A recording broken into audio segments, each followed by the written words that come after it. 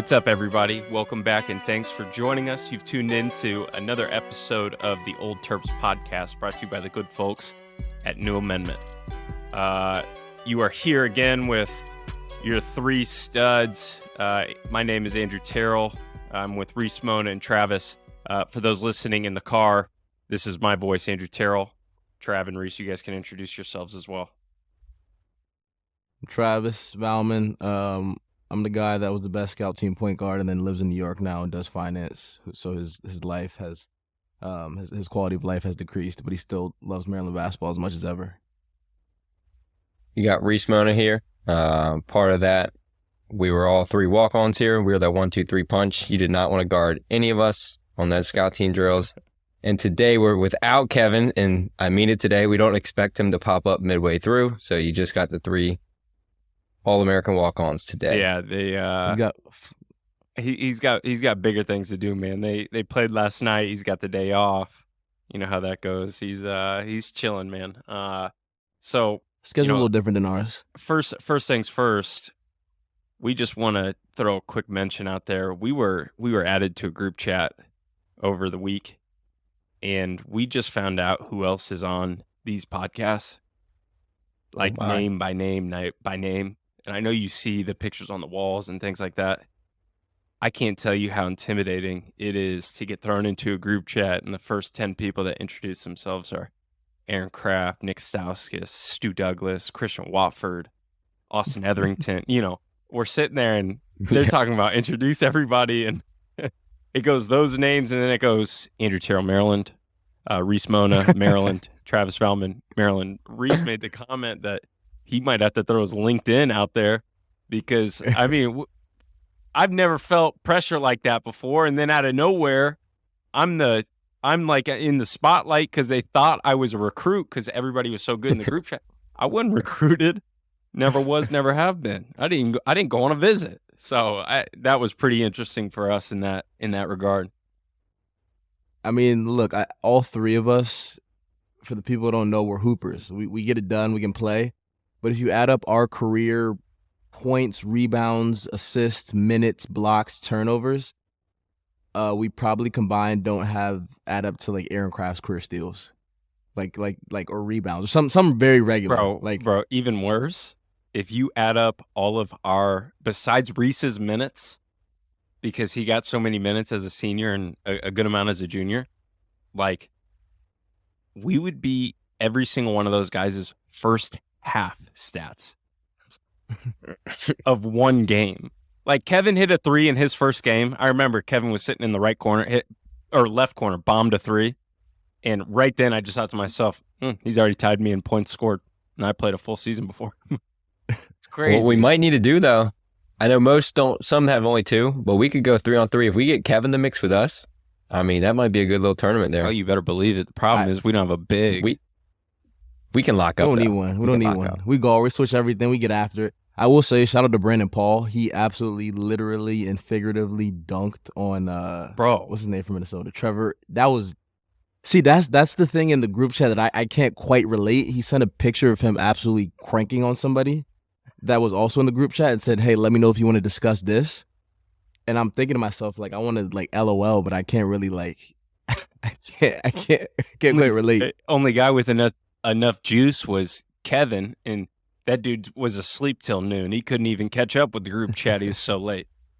I mean, it was just dropped his paycheck in there, bro. See, and that's what I was gonna say. If anybody ever did say anything to us, you know, I know we're 4 people combined, but 75 million, baby. It's a lot of cheddar coming from that NBA paycheck. But I will say, no matter what, that thing was it's just intimidating. Then we got Stu Douglas sending me a message talking about, you know, hey, we might have to recap Michigan, Maryland.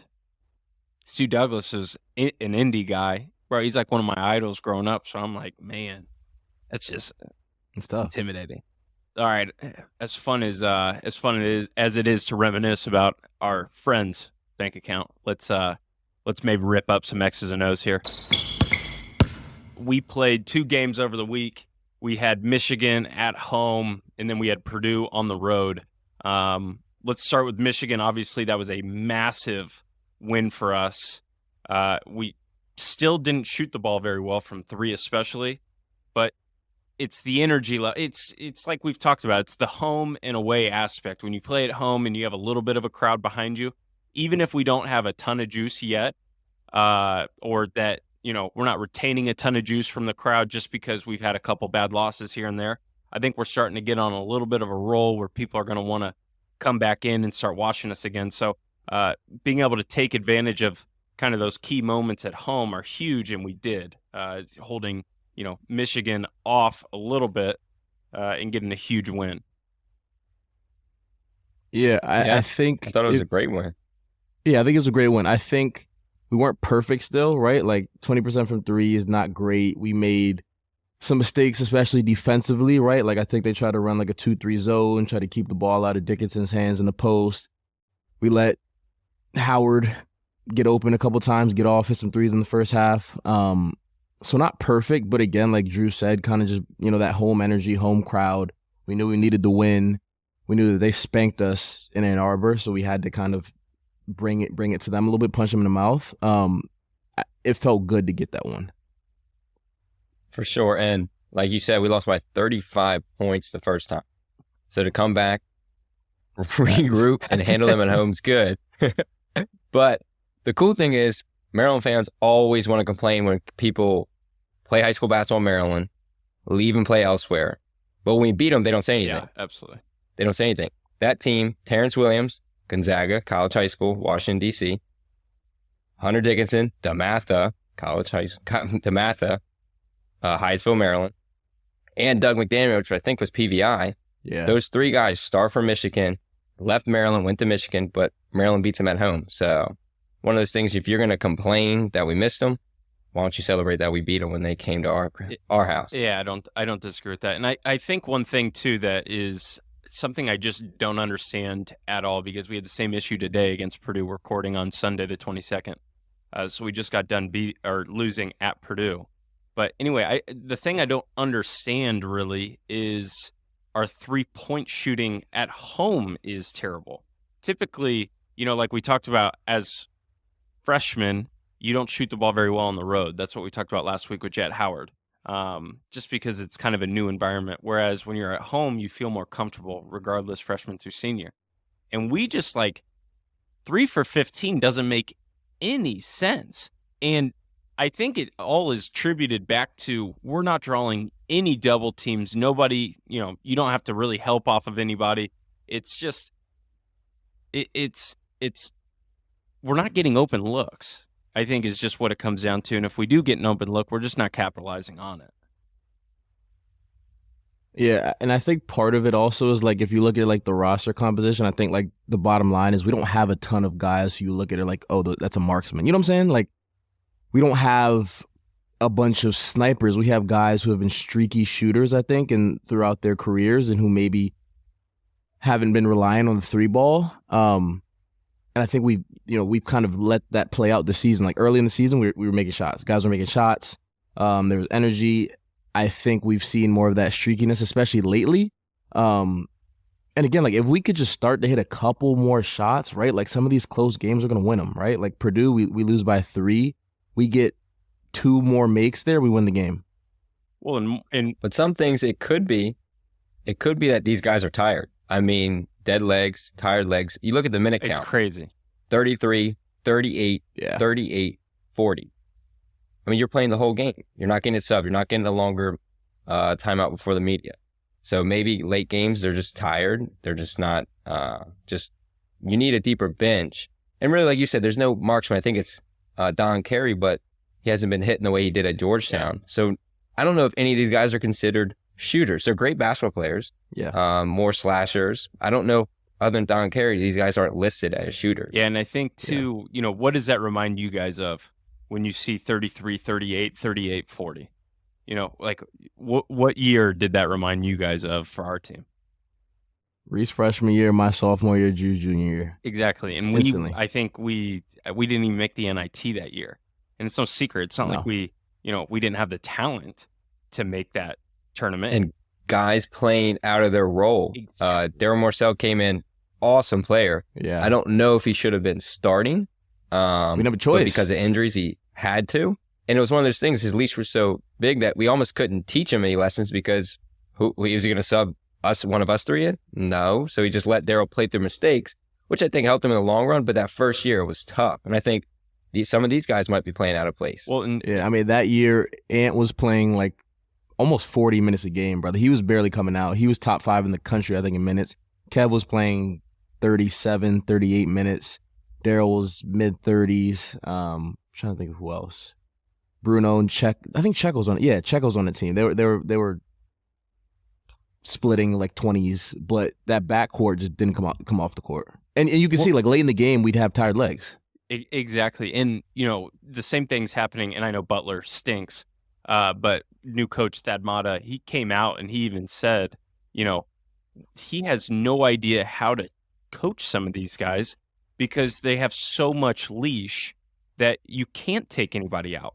You know what I'm saying? So, like, it's not like a bad shot and you're getting benched for the next 15, 20 minutes. Bad shot, you're just getting back on defense and you're going to go down and shoot the next one.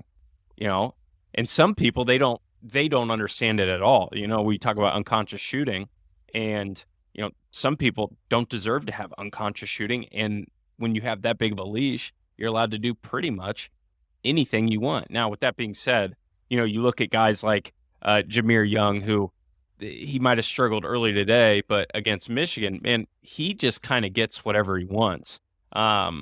He gets to the free throw line a lot. He makes his free throws. But on top of that, he's pretty efficient for somebody that's not shooting the 3-ball particularly well at the moment. Yeah, he's a killer. 0 for 5 against Michigan. And he still had, 26, 24? Yeah. He was getting wherever he wanted. I was actually shocked at how bad they were at keeping him out of the paint because he was just coming down, making one little hesitation move and getting right downhill. And that's that's what got us going in that first half, was just him going right downhill and getting whatever he wanted. And on the minutes thing, one last thing I want to say, I don't know if you guys remember, but back when we used to play Seton Hall, like that's how Willard likes to coach. And I had this conversation, there's a guy I work with, Mike Enzi, who played for him at Seton Hall, and he said, like, Willard doesn't care. Like, if you're not doing what you're supposed to do, he will play 5 guys and leave it at that because he's only going with who he's comfortable with. So that's something that I think like we might continue to see more of over the rest of this year and in the future years, is like he has no problem keeping a short leash and a short bench. Yeah, most definitely. And then, so anybody else got anything else about Michigan? Zone needs to be tighter, and that ball screen defense. Hunter Dickinson got like 5 wide open looks. Yeah, because we were playing like a off pick and roll coverage. Yep, exactly. We got to figure something out about that. Yeah, we're just completely agreed. Okay, so you go from playing Michigan at home, massive win. Massive is in quotations, I guess. Michigan's not as good. But then you go to Purdue, which if you roll back that clip from last week, my prediction was that we were absolutely screwed. And I think I used a different word than that as we were describing it.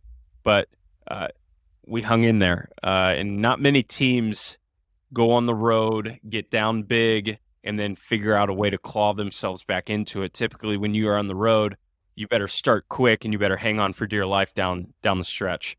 We kind of did the opposite formula today, and we've done this a couple times. MSG against Tennessee and some others, where we just kind of flip-flopped our halves, and maybe we give ourselves a chance. If we would have flip-flopped this and we played like we did in the second half and the first half, we have a real chance to win the game, especially with how they shot. I think the big difference today was we talked about our last road game in Iowa. We had 0 fast break points. Today, we turned them over, I think, like 13 times, I believe. 15 times. We turned them over 15 times, got some run-outs, some easy buckets, kept us in the game because they're hard to score on in the half court. They play like a pretty disciplined man, and they have a 7-8 guy in the back protecting the rim. So I think that's really kept us in the game. We got some transition buckets. Hakeem was running. Jameer was running in the second half. We need to keep doing more of that. And Travis mentioned it earlier that numbers don't lie. I mean, you see our 3-point percentage, and we're 3 for 21. I don't know how you go at Mackey Arena and beat Purdue shooting 3 for 21. But the fact that you lose by 3 point, and it was a 1-point game with under a minute to go, it's pretty impressive. But it's just, I don't understand how you can win at Mackey. Yeah, I don't get it. It's like our numbers are what our numbers are now. Like I always say, your percentages even out. Like the biggest thing that I always talk about that I hate in NBA basketball is, when you're doing a hack-a-shack and you foul somebody that's 30% from the line, and you do your hack-a-shack, and then they make their first 2 free throws when you do that, and then the coach stops doing the hack-a-shack. No. You're supposed to now really hack him because his percentage is going to even out. He's supposed to miss his next 2 free throws. Our percentage is what it is. We are a bad 3-point shooting team. We shoot a lot of them. We chuck, and we chuck bad shots. We chuck good shots. It doesn't matter. Either way, we are missing. And it's all a product of not being able to draw enough attention to be able to get these clean open looks. And now teams are kind of just baiting us. Hey, do what you want. With that said, you look at Julian Reese, played unbelievable today. Like he actually has energy. If he does that, our percentage will go up. It all depends on him, because you'll have to double him. And then he'll have easy kickouts, or you at least have to be there and, swipe at him. But right now, or what we've been looking at these past couple games, is you don't really need to, especially in the Big Ten. Bigs run the league, So our percentage is what it is. I just like that we started getting transition buckets running, and when we made shots, we pressed. Can't do that when you don't make shots. I think the Juju thing, like, you could tell coming in, right? He knew, like, okay, Zach Edey's the best player in the country. This is my matchup. I got to step up to the challenge. He was focused. He was locked in. You see sometimes he's like shooting these shots, these hook shots, these baby hooks, these shots around the rim, and he's kind of like forcing it to his left hand and just throwing it up a little bit. He was focused. Like he was putting the ball in the basket. And, it's what we keep saying. Like, we're not shooting the ball well. We're not getting easy buckets. You kind of get more of that paint production from him. It changes, I think, the whole team. It changes everything. Well, and what he did really well was, especially today, not only was he patient, but the number one thing that college kids I don't think do enough is get to your spot. Be comfortable where you are. Like we talked about Purdue's system and how Painter coaches somebody like Zach Edey. You think Zach Edey is working on 15-foot jump shots in the summer? That dude's on the left block. He's catching the ball, or he's getting a middle post up. He's catching the ball, and he's doing the same 2 moves every single day, a million times. Get to your spot. That's where you're comfortable. And today, Juju was comfortable. Like he looked comfortable. He got to the baseline. He went back right shoulder, and he's making a jump hook. Then he's going dead center. And then he's coming off the pick and roll. And, Jameer Young has a good game, so he's drawing or he has a fine game, I guess. And he's drawing attention, and it's a wide open layup. So, he's just patient. One of his biggest downfalls is he rolls way too quickly. Like sometimes when you set that screen, you have to pause and wait a little bit to give your guard that angle. It's not going to be a lob every single time, or it's not going to be a duck down. So he's just patiently waiting. And I think today, for the first time, maybe all year, he was super patient, but it was because it was like, dude, he was kind of like, he looked confident for once. He did. Yes. He had to Bro, be. He had no choice. You said it best. It was drill work. He was out there. Edey looked like that 7-foot tall dummy that you put on the court. He treated it like it was a cone. Bro, 8 for 11 against Zach Edey is impressive. He caught the ball, like you said, was patient, was confident, would do over the shoulder like it was a cone in front of him. It was confident drill work like Edey was not there. It was impressive. I think it was just a sad day that our guards didn't shoot well. I think if you add Juju's confidence, Juju's game, with Maryland shooting a little better, or maybe we shoot less and feed Juju more. I mean, 8 for 11 versus 3 for 21. I mean, I think they look at his numbers. I think this Turpins team looks a little different the weeks to come. I think they go inside more. I hope so. I think on the other end. Go ahead, Trev. I think on the other end, I will also say I love the game plan, because I think like half of it was like, right, like Edey's going to get his. He had 24. But we took a lot of the other guys away just because we ran them off the line. Purdue doesn't have a bunch of guys that want to drive, slash, get to the rim. Like, they want to throw the ball in the post and either get a jump hook or kick it out for a 3. and we kind of took a lot of that shooting away, which gave us a chance.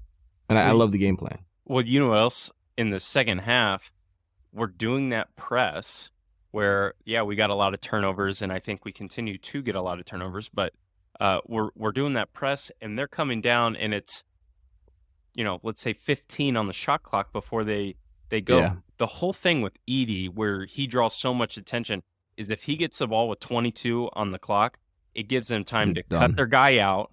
He sits there, he puts the ball over his head, and then it's kind of your choice. He's looking, he's seeing, are you going to bring the double, or am I going one-on-one? And then he puts that first dribble down, and then, he'll figure it out from there. But when he gets the ball and he's got 12 on the shot clock, it doesn't matter how long those 12 seconds are. In the NBA, 12 seconds are a lot longer than college. So he's grabbing that ball and he's rushing because he can see the shot clock at the other end, and it's kind of one of those quick progressions. You can't make shots, or you don't get as many opportunities on your own in college. So I think that's also another thing, is we just created a little bit more havoc. Have you seen him do that thing? It's like that scene in Semi-Pro, and the dude's posting up, Will Ferrell's posting up, and they're throwing the ball in, they kick it out, and he reposts it, throw it in, kick it out. They'll do that 7 times in a row. Yeah. And it's like you said, if you press him, he gets the ball 10 seconds, he doesn't have time. He was almost rushing at times because he knew he didn't have he was out of his comfort zone almost. Well, he still got 24. No, he's still the best player in the country, but it was the last possession of the game that Purdue called a timeout. I think 12 was on the shot clock. Yeah. And it just sped everything up a little bit. Whereas, dude, if he gets that ball and there's 20 on the shot clock, then he can read what the weak side guy's doing. That weak side guy can cut. They can fill, replace. And then it's just a wide open three. I think what makes Edey so special is when he does get that ball, he puts the ball over his head, you can't get it. And then he's looking at the weak side. And, for any college team, I think, typically you see your weak side wing cut and then fill out and replace to the corner. Your corner guy comes up, typically your shooter. And then that makes the weak side guy have to draw attention. So I think when he has time, they're deadly. And then I think that also attributed to rush shots, and that's why they shot the ball so poorly on their home floor. I think they were 3 for 21 or so, and they shot the ball pretty well in the first half. We just did a good job. We make baskets. We create tougher games. That's just how it is. I mean, that sounds simple, but make baskets, get your press, a little havoc, turnovers ensue. So, that's how I look at it. Okay. Yeah, you're exactly. Just put the ball in the basket. That's the name of the game, is just put the ball in the basket. Like that sometimes is we overcomplicate this and that, but at the end of the day, the name of the game is put the ball in the basket. And today we did enough of that to give ourselves a chance. Yeah. By certain guys. Yep.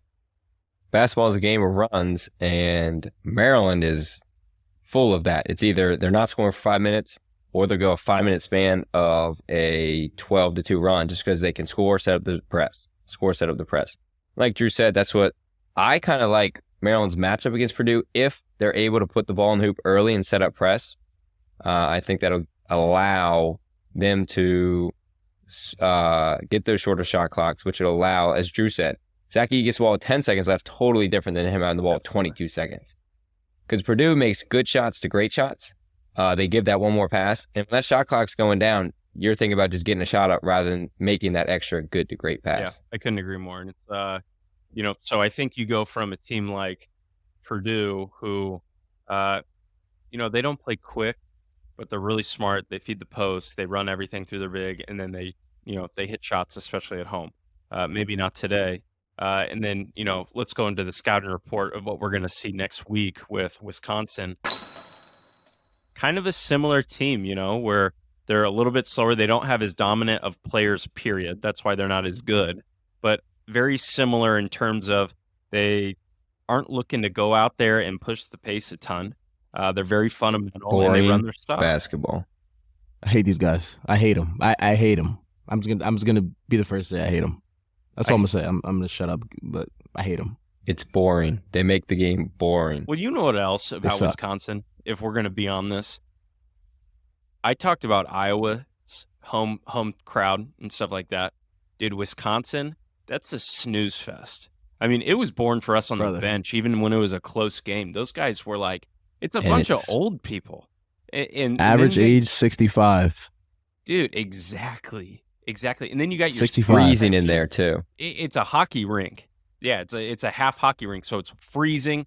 And then you've got, from facing our bench or looking to the court from our bench, you got their student section to our right. Their student section is weak. So if we're talking about, Wisconsin as a whole, hate those guys. Hate everything about them. Hate their campus. Hate their coaches.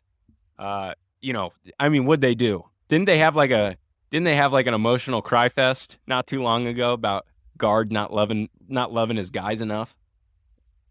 Bro. They recorded it, bro, like a podcast. But they get their podcast. They had a podcast. Zoom in. Yeah, they had a podcast before the Old Terps did. This is why Old Turks exists. They walk so we can run. That's exactly but right. It's just I think if we're gonna talk about Wisconsin, I think we have to do story time, fellas, because this is all I think about when I think about Wisconsin. Greg Gard has. Some people don't like him. He has these things he does that people don't love. I'm sure y'all remember playing at Wisconsin. I think this is Drew's senior year, my junior. We're down. Yeah. Most of the second half, we're down like 6-8. We're within striking distance. We didn't get over the hump. They blow it open at like 10 or 12 with like a minute to go. It's not really like That's right. our time to go in a game. Not a really, walk it's on like time. it's not a walk on time. The game's too close. And he called it. Greg Gard called a timeout, like a substitution timeout. They do it in college. He'll call timeout. They'll just sub and we'll keep playing. And he, one by one, emptied the bench, took his starters out, emptied the bench one by one, like it was a hockey 3 stars curtain call. And it was mid-season game. Crazy. Took us out. And then what did Turgeon do? Then he went one by one on the Same opposite side. thing. I remember he came down there and he's talking about, all right, now you guys are going. And I'm sitting there like, God damn it. Like, I'm not trying to play in this I'm shit. freezing right Bro, now. I'm cold. I just don't want to be here anymore. I'm thinking about the plane ride, taking a nap, And those games start at 9 in Wisconsin. We Get don't home get at home 4 a.m. until 4 in the morning. And then we go We don't want to play. by one. That's why when the Juwan Howard stuff happened, where he almost knocked him out for whatever it was, dude, Yeah. I was praying. Yeah. I was like, please connect, Coach Juwan, please connect. I can't stand guard. That to be honest, that's like one of those Knock things his I ass think out. about all the time. I think about that all the time. Is like, that's Wisconsin though. Like, they're cheap. Brad Davidson, like those type of guys. Yeah. They're a very cheap program, in my opinion. They are good at college basketball. Extremely, because They are because Because why? they teach them how to foul. They don't play Nah. legal defense, brother. They stick their chest out. Brad Davison will play defense with his chest out like this. He'll hand check. He'll have his hand on your hip, and he'll just guide you. It's not legal defense. Hey, but Last all shit on them is they are the reason hook and hold exists. I know it was the Isaac Haas play. he hurt somebody. Those guards, and I forget who the Isaac Haas was against, but those guards used to they were the masters at the hook and hold. And I remember it was the Demetri first time I Trice. ever saw it was against them, and they're putting Yeah. their arm underneath and then they're sticking it in. It's my fault. And they're sitting there, and it's like I didn't see that. It's impossible. You know what I'm saying? It's impossible. But the fun go ahead, Mhm. Reese. the funny part is Travis mentioned their average age in there could be 65 years old. And the crazy part is the reason is they play basketball like it's 1980. But that's what They they are appeal well to. disciplined. They jump stop. But then I've been backdoored maybe twice in my life. Brad Davison, I was in for like 30 seconds my senior year. Brad Davison backdoor cuts me. I don't know how because I don't get backdoor cut, but they set it up perfectly. They know what they're doing. They're like Purdue in terms of, like you said, they play kind of slow. They played their game, and it's every year it's the same thing. Wisconsin plays the same way. They backdoor cut. If you're sleeping on defense, they're going to score. They just take advantage of mistakes. And it's So another good thing here is we're playing at home. Thank God. Because we just talked about Yes. it. This is an awful place to play. The court is freezing. There's an ice rink underneath it. This year, I think the stats say it all. We're averaging 21 3-point attempts and 54.5 points on the road. And at home, we're scoring 72. So this is, thank God it's a home game. what else are we doing at home though? we're only shooting 14 Shooting less threes at home. Yeah. Like there's no recipe there. Like, come on. When you're scoring more points shooting less 3-pointers, take a page out of it. Okay? And I wonder why that is. I've never even heard of that in today's basketball. I wonder why that is. I would think it'd be the opposite. Shooting 20%, but we're shooting so bad. 20%. But I'm saying, why are we shooting so many? Like, wouldn't you think you'd on the road you try to get easier shots, right? Yeah. I don't know. Maybe I'm crazy. I might be an idiot. You guys let me know. Am I right? Okay, I'm not crazy. It's a new gym. It's a new And when you go away, I mean, it's a new gym. You're shooting it for the first time in your life. Even if you're Jameer or you're a freshman, it's the first time in that gym. It's big. It's different. It's I would think you shoot way worse. Hey, that's crazy. The only way I'm gonna log off right now. Okay. You guys are it's Sunday. You guys are bananas. I can't. This is ridiculous. Who's you guys? That'd be, man. Yeah. Another one. Nastiness. This is nasty business. This is nasty. Oh. Do y'all not have morals or respect for you guys or the list? This is ridiculous. Like, look at Reese. He has no shame. Look at him. You see his eyes. He has no shame. I'm ashamed to be a part of this. Anyway.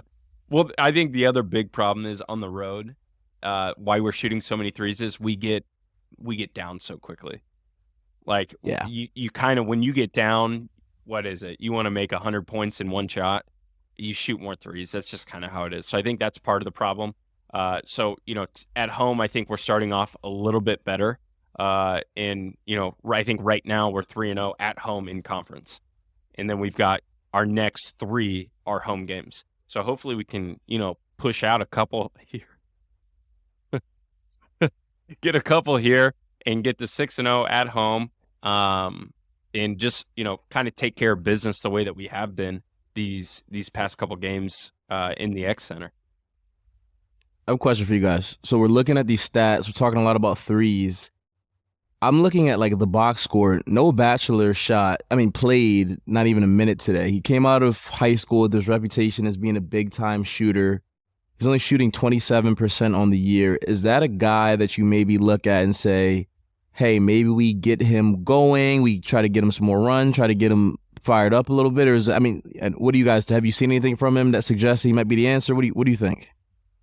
I like that he comes in and He just comes in and pulls it. And he shoots confident, and it looks good. I think it's tough, too, to just come in and jack. You sit on the bench. We would know it best. You sit on the bench for 12 minutes, and he shoves you in. You're cold. But his job's to go out and shoot it. I think he'll get more and more comfortable and confident. I think he'll start hitting more. I think the shot looks great. They say he shoots it well in practice. I had nothing wrong with it. But I would like to see more minutes from him because I want to see what he can do. Maybe it's defense. I don't know why he doesn't play as much, but his shot looks good, and I think he can make it. I also don't. The only thing I would say to oppose that is he is a freshman, and I think the big issue sometimes that you get into with new teams and things like that, new teams being a freshman, is you don't want to lose confidence in your own gym. True. And you don't want to lose confidence because confidence does last years, in my opinion. So you don't want to come in and you never find an open shot and you just have to jack because that's your only job when you're in there, even if they're, highly contested shots. Whereas, if he waits a year and let's say he plays a little bit more often and he's not used as much or doesn't come in with the idea that, hey, I'm here to, make shots, he'll get a little less attention and then he can start off the season right. He can make a couple, and then that's when you start becoming a big-time three-point shooter. Because I do think if you lose confidence in a singular year, I do think that carries over, especially when you're a freshman. We've seen that with other guys that we played with that were big-time shooters out of high school. I was just about to say, easy to forget, but probably the biggest name that comes to mind when I think about that is like Ant. You remember my freshman year, Anthony Cowan? He did everything great. He was guarding like hell. He was running the team, getting to the paint. He was a major plus for us that year. Really took that starting job, but he couldn't make a shot to save his life. Not only that, at home from 3. Not only that, but he got to a point where he was thinking about it so much, the catches and shoots. He didn't want to shoot it. He was doing pump fakes and he was dribbling into his catches. His literally just a straight kick out. He would do a quick dribble. So I think confidence. Yeah. Too, you never want to throw a guy into the fire with the idea, hey, you're coming in because we suck at shooting and we need somebody to hit shots. I know that instills confidence in you, period. But then if you miss your first couple, then you fall into that drought with everybody else. And I think, until you have a clear cut, he obviously doesn't play for some reason. It's not because of shooting. It's a reason. Yeah. He might not be able to defend well enough or this or that. Mm-hmm. So I'm on both sides of it. My only opposition to that would be, I wouldn't want to put him in there and then he shoots, 15% because nobody's leaving him and you don't have to double. You don't have to help off of anybody, and he's forcing it up because he thinks he needs to. Right. That guy in pickup, we talked about it last week. We've all been there, and I think that's a great point you make because somebody like Ant fought through that because Ant is crazy and one of the probably most mentally toughest, confident gamer person probably I've ever been around, and it's not to say it'd be the same for everybody. So I think that's a great point. So continuing forward with Wisconsin. Wisconsin's, in my opinion, not very good. They run a slow offense. They don't really have a primary scorer with Tyler Wall out. I don't think he's playing when he comes to Xfinity Center. He hasn't the past couple games. He is their best player. Without him, they don't really have anywhere to throw the ball. They've got a couple freshmen that come in and can shoot it pretty well. God, what's the big kid's name? Crawl. Well, Crawl. Stephen Crawl. And I think he at some point in his career was a matchup problem because people thought he was a better shooter. He's not that good of a shooter. He's, to be honest, not a great decision maker. And he's not a good post player. So other than that, how is the play, Mrs. Lincoln? That guy's just not very good. So I know if we could get his face up on here, if you ask me to just say in a picture what is Wisconsin basketball, look at that kid's face. He that is Wisconsin basketball in a nutshell. You think he wears Hanes, the rosy cheeks? You think he wears Hanes boxers? You remember that? Undoubtedly. He definitely wears Hanes boxers. Bro, it was American Eagle. It was American Eagle. It was American Eagle. Bro, who was that? It was what's his name? You know what I'm talking about. There was a center. Yeah, there was a center at Wisconsin who was actually pretty good.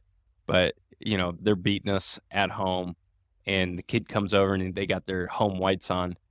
The dude's wearing American Eagle boxers while he's playing. We weren't looking for the record. It wasn't like we was looking. It was just it was loud. He's What's his name? He's 6'10". He's 6'10", and on the road, and he's throwing it right in front of us. So, our eyes are at ass level. I mean, we're not looking. That's just natural. That's just natural. It's just there. But he's wearing what bench guys do, man. Hey, you better believe it. He's wearing American Eagle, and they're beating us. And Travis tapped me and was like, "You see that?" I was like, "Dear God." You tapped me and said, "Did you see that?" You saw it first. What are you talking about? I think it was Reese, dude. I think Reese saw it first. I think Reese saw it first that as well. That guy's ridiculous. But I got his name though. Nate Reavers. Nate Reavers. Reavers. They all Nate have Reavers. they every single big guy. Wisconsin is the exact same way. Besides a few, I can't remember the kid's name from 5 years ago. Ethan Happ. I mean, he was one of the best players of all time. And then they had a big before that. That was Kaminsky. That was one of the best of all time. Kaminsky. Well, that team lost to Duke in the championship. They were unreal. But they're trying to recreate that through who they recruit. Again, what is that? It's over. It's over. Never be the same. But if you see, this is rare. I think Wisconsin, again, if we don't come to play, we will lose. Absolutely. All right, but if we're locked in, we're playing as hard as we want, we should win. We're at home. But when you look at a team, you see the leading scorer, Stephen Crow. Great basketball player, but does he put fear in your heart? Does he put fear in your heart? Yeah. You look at him. You look at other teams. I used to have fear in my heart. That's what I'm saying. When you look at other teams' top scorers, bro, most of them should be going to the NBA. Yeah.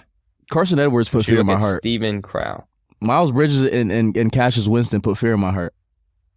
Not actually as a man, but you get what I'm saying. I was like, what about Stephen Crow? Stephen Crow is not putting no fear in my heart, man. If Turgeon looked at you and he said, Stephen Crow, Trav, that's your matchup, what would you say? I look him in the eyes. I said, Coach, he's not scoring. And I'm walking up to Stephen Crow and I'm looking in the eyes, buddy. Yeah, he's 6'10". I don't give a flying. Yeah, you're not scoring, buddy. I'm not worried about it. Anyway, enough about Wisconsin. I'm fed up about those guys. We gotta touch on Nebraska as well because they according to Drew, they don't suck as much as they usually do. They've been better this year. I'm being serious when I say they that. Usually suck. No. They actually do not suck. They shoot it. I don't know percentage-wise if their percentages show that they're shooting it all that well. Hang on, I'm looking. But they play harder than hell. They have a kid. I love that. They have 3 guys that are really, really good.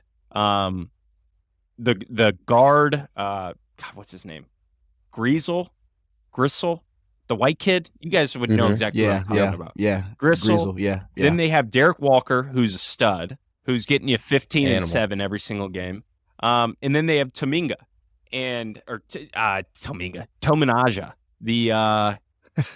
the little kid that comes in there and just chucks it. You guys know exactly what I'm talking about. The little shooter. Yeah. Averaging 10. Bro, he's from Japan, and he's a lefty that comes in the game and literally just chucks. That's his only job. His free throw percentage is 96.3. Exactly. He's a stud. Don't foul. You know what else they do, though? They play teams really hard. I know they lost to Illinois by a lot, but at Penn State, not an easy place to play. They lose by 11. That's 7 of those points are free throws at the end. They beat Ohio State at home. At Purdue's impossible. And then they lost to Illinois, but then before that, they're beating Minnesota at Minnesota. These guys aren't, a team that you're just going to sit there and sleep and then beat by 30 like at one point maybe in our lifetimes. They're a lot better than they come off as.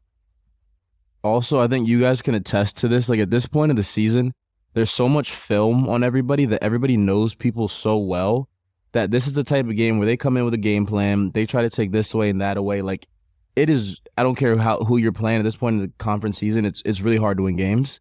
So it's like you said, it's not one that you want to overlook because you'll mess around and you'll lose if you don't come to play.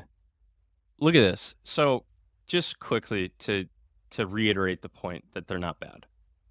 They beat Florida State, who's having a down year, obviously, by 17. They suck. They beat the shit out of Boston College. They went into Creighton, who also suck.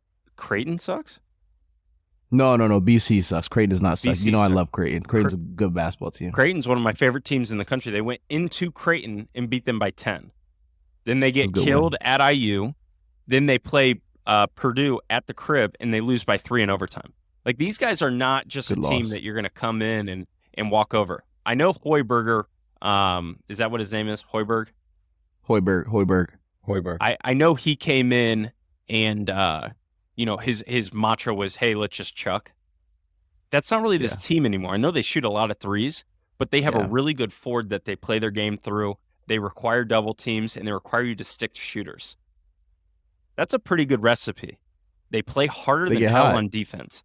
They're not great on the road, which is good for us. We'll probably beat them, but it's not a team that we can sit there and say, hey, we're playing Nebraska. Let's already line up the keg. We're going to Bentley's. That's what we would have done maybe in the past. You can't do that with the social chair. Find us an after win move. Social chair. Absolutely. Who was social chair? Was Reese social chair? No, Drew, you were social chair. I wasn't social chair. It was Brendan. Brendan was social chair. That was our social chair. Okay, so that's covering the scouting report. Let's hit word on campus, fellas. Trav, you lead that one off. Yeah, I think right now, we're kind of midway through the conference season. It's a weird time on campus for Maryland basketball because you guys know students are gone. Students are still at home. We have a super long winter break for God knows what reason. Probably won't be back till like the end of this week and the next week, something like that. So things are a little bit quieter. I hope that when you get the students back, you get more energy back. Hopefully we can string a couple big home wins. We'll get a little more juice in Xfinity Center and kind of set ourselves up for a nice little run to end the year. I think people are proud of this team. I think that this team has a great opportunity to put themselves in the conversation for a bid, maybe win a game in the tournament. Now is kind of when you kind of accelerate and ramp into that second half of the conference slate. What's your opinion on, are we going to make the tournament? I think yes. I think if we take care of business at home, we'll be in good shape. And that's why I asked that, because if you're thinking, we can get a little bit of juice coming back with the fans, and Xfinity remains one of the toughest places to play in the entire country, I couldn't agree more. If we win every single one of our home games that we're supposed to win, that's it. That's it. It's a big Coach 10. Willard, in his first year, if you told me right now we'd be in the position we are, about to have 3 straight home games, with the record we are, being a good bubble team at early in the season, people were talking about this team is going to be a 5 seed in the NCAA tournament. That's crazy. No business doing that, really, but good for them for getting that hype. If they make the tournament, my senior year was a rebuilding year. I think this year, first year coach, this is a rebuilding year. If you make it to the tournament in those rebuilding years, maybe win a tournament game, have a shot at Sweet 16, that's what you want as a program. But those next years moving forward, when you start getting your guys, that's when you want that Sweet 16, that Final Four. But looking here at Maryland, 3 straight home games, Travis mentioned it. Students are coming back. Yeah. Okay. They should pack their arena. They need to. They should show support. This team is exciting to watch when they're making shots. They're really fun to watch.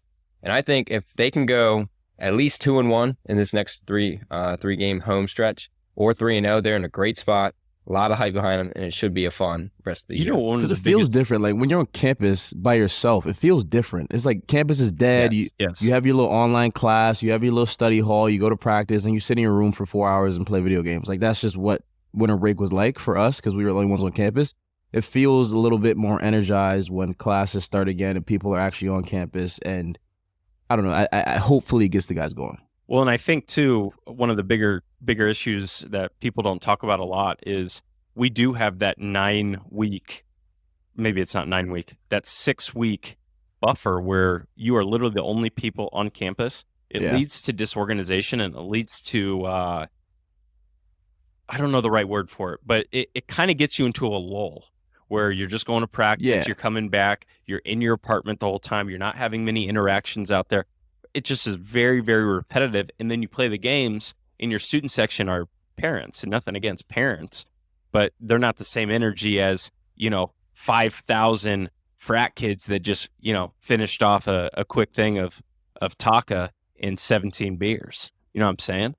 Like that. You want obscenities. Exactly. There is a different level of hype that goes into it. And that was one thing not a lot of people talked about because, we get these students coming back, and guess what? We have Wisconsin at home, Nebraska at home, Indiana at home, all 3 winnable games. Then you go on the road for 2, Penn State at home, winnable. Purdue at home, very tough, but winnable. Minnesota at home, Northwestern at home, both very winnable. We could very easily rattle off 8 out of our last 10 or whatever the number that might be. You know what I'm saying? And if we can do that, guess what? We're a 5 seed. We are actually a 5 seed. And if we don't do it and we only rattle off 6 out of 10, we only win the home games, we're a 10 seed. We're a dangerous 10 seed. Because we had some good early wins. We beat Miami, we beat St. Louis, we beat Illinois. Those are good wins that'll kind of stand out on a resume, I think, if we can do that. Really quickly before we wrap up, I think we need to make this a thing. One thing Andrew hated this week, I think that was probably the best part of the podcast last week. Drew, give us. It could be basketball. It could be about dogs. It could be about keg stands. What is one thing you hated this week? One thing I absolutely hated was having to watch Hunter Dickinson for 39 straight minutes. I love watching the Terps. I love beating the Terps. I can't stand. Is there anything worse? I know I'm stuck on him, but is there anything worse than watching how that dude runs up and down the court? It's like his arms barely move, like they barely go up and down. It's like very stiff running. Just one of those things you look at. I know y'all saw the celebration. I know you saw a celebration, Drew. I'm not crazy. Drew was punching the air somewhere. When you're sitting there though, and he got absolutely banged on. You know what I'm saying? He got absolutely smoked, banged on, cooked. Hey, when Drew's done with this one, Trav, what was your favorite thing of the week? It's got to be your man's caption. My favorite thing of the week? Oh, yeah, let's just talk about it. Who's caption? Swan Rogers. Punched on Hunter Dickinson. Got all up in his face. had his midsection in his face, all that. Yeah, we call that a quick and then went on Instagram to nose. Yeah, enjoy that, pal. Enjoy that. Then got up on Instagram where he's got all the sorority girls following him, all the new fans. He's just, trying to juice up his account. We all love NIL. And he said, they didn't care who I was before I put the mask on. And brother, I'm at the desk at work and I'm scrolling through the timeline. It's a slow day and I paused and I said, wow. That's what we want to see. That's special. That was special. You know what that is? That's what mojo and confidence, man. That's mojo. That's moments. And it's confidence. It's moments. Reese, those are the moments. Reese, give us your. I know we chose my thing that I hated, but what was something that you loved? Well, I'm gonna echo Trav on the caption. Just loved it. Someone owes that man a drink at Bentley's. But outside of this, man, my boys at McDonough, 13-1. The freshman? I tell you, freshmen, we're 9-0. Don't you worry about that. 9-0. Actually, I'll give you freshmen. We're down yesterday. Down by 4 with 1:30 to go. We look in trouble. Call timeout. I get in the kid, tell him, is that kid that much faster than you? You're telling me that kid's that much better than you? Kid gets 2 steals in a row, layup. We're tied. Kid gets a steal, assist. We win. Win by 2 with 10 seconds. Boys are buzzing. Boys are buzzing down south. Then I see. I got eyes everywhere. I heard if you walk into a Reese Mona basketball practice, it's an hour and a half of diving on the floor, charge taking, and box outs. The kids are absolutely fucking miserable. They hate that shit. They're cussing Reese out under their breath. You know that type of coach that used to play for back in the day that said, I wasn't the quickest, man. I wasn't the fastest, but you know what I did?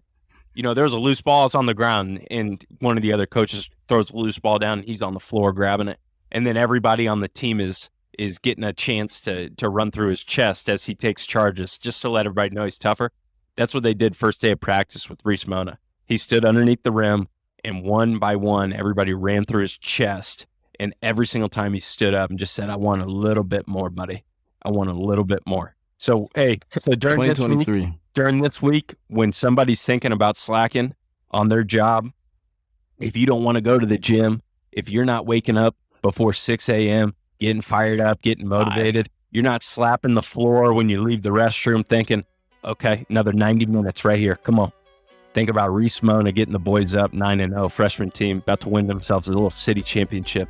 The number one thing, too, is this is another episode of Old Terps Pod. We appreciate you guys. We love that you guys come back and listen. We're sad Kevin Huerter wasn't able to get here with us. Super excited for another episode, and we'll be fired up to catch up with you guys next week on another episode of Old Terps Podcast. We appreciate you guys. Thanks. Beyond the Big Ten is a network of podcasts that aims to be your go-to resource for all things Big Ten. We cover the entire conference with shows hosted by ex-players and athletic alumni, aiming to be your go-to source of information and entertainment for your favorite team. Hosted by ex-Big Ten players, media, and insiders, our podcasts are focused on giving diehard fans and those alums an inside scoop about the teams and people that make the Big Ten Conference one of the most watched and most talked about conferences in sports. We're excited to talk Big Ten basketball with you wherever you may be. Subscribe now.